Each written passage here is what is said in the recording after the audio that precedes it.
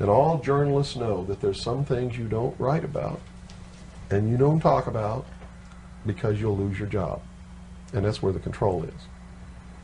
And that's why they pay anchormen like Dan Rather $2 million a year, because he doesn't question them. He knows that if he goes against them, he's going to lose $2 million a year. Do you think a man that looks pretty and sits in front of a TV camera for the 6 o'clock news is worth $2 million a year? No way. I don't care how long he works, and I don't care what he does.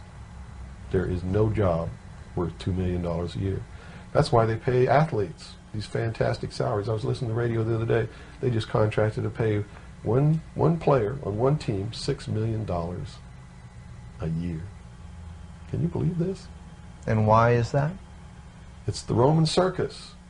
What does the emperor do when the people become restive, and when the people are asking questions, and when the people don't like the policies of the emperor? He sends them to the circus. He creates a circus. He builds a giant coliseum.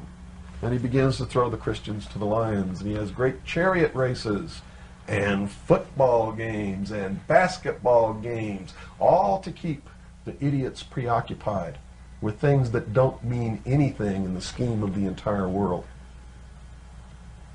so that they don't have the time to learn what the truth is, so they don't ever get smart enough to learn how they're being manipulated, so they don't ever question the emperor.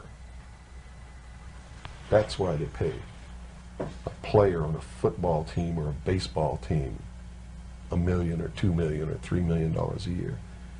It is the Roman circus. I know men who don't know anything in the world except who plays third base for the Mets, and they think that's a great accomplishment. And they meet and pat each other on the back and bond and go have cocktails and talk about what this guy that plays third base for the Mets did in last night's game. It's sad. It's really sad.